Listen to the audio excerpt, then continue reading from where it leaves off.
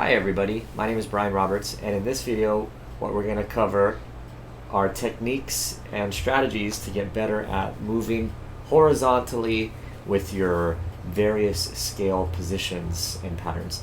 So at this point we should be familiar with all 5 pentatonic patterns. You can also use this with diatonic as well, but let's just assume you just finished learning all 5 pentatonic patterns. Hopefully by now you also know how to change keys, because what we're going to be doing is we're going to be playing in the key of C major, which again is kind of the same as A minor, but we're going to be using the key of C as the key signature of C as our example for today. So what that means is your lowest available pattern is what I call pattern 5, 2 shorts, 2 wides, 2 shorts. Okay, that's on the 2nd and 3rd and 5th frets, and then the next pattern over is what I call pattern 1, wide, short, and 2 wides, so on and so forth. Pattern 2, 1 short, 2 wides, 1 short, and 2 shorts over to the side. Pattern 3, pattern 4, and then we're back at pattern 5. Okay, this is assuming you know what I just did and you can replicate that. So a lot of times once a guitarist learns all 5 patterns, we generally get stuck in playing in one pattern, and then it's really hard to move laterally side to side without getting too lost. So oftentimes we'll play in one area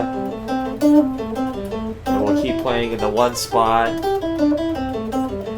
but then when we move it kind of is like, oh, okay, where am I, is kind of the thought, and it's not really confident, right?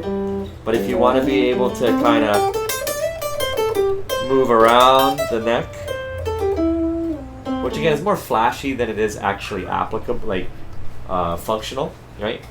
But here's like a simple kind of thing that I decided to do, and I give this option to my students, and I used to do this with myself, is I would just randomly force myself to change pattern.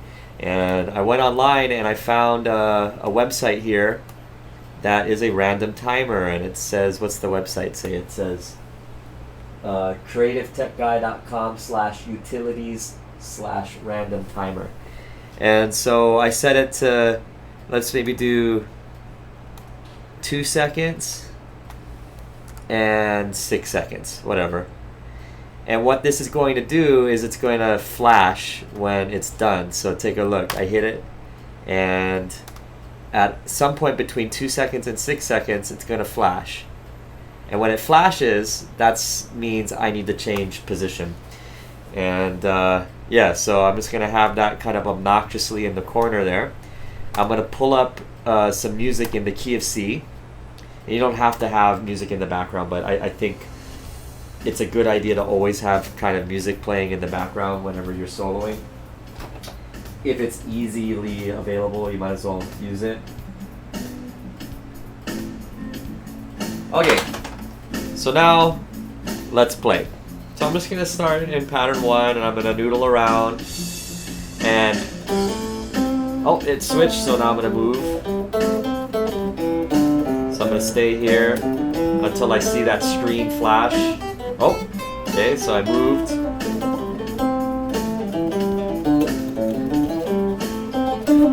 So the thing, oh, there, it just moved. The thing is, I don't know when that's gonna flash. So I just stick where I am at until it flashes. And then when it flashes, I move position.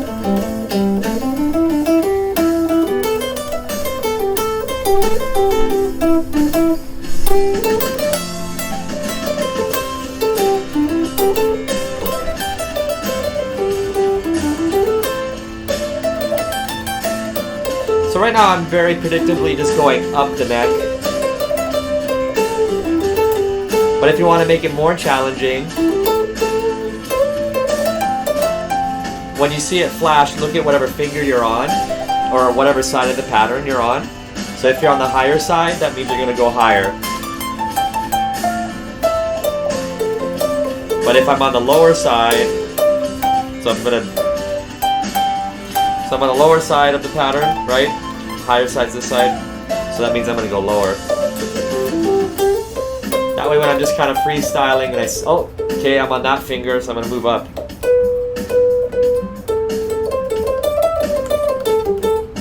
Okay, that finger moved down. So if you find yourself too high in one area, then maybe freestyle, improvise, just to give yourself more space.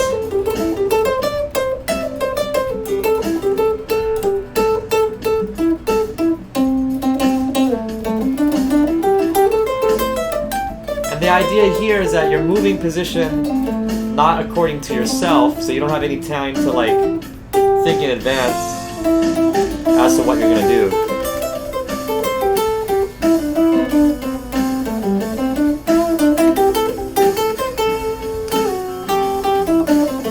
Pattern 2.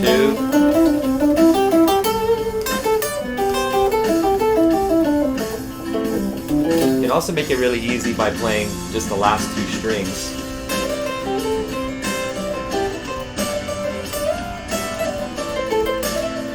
So if the big pattern's kind of throwing you off, just work with little polygons.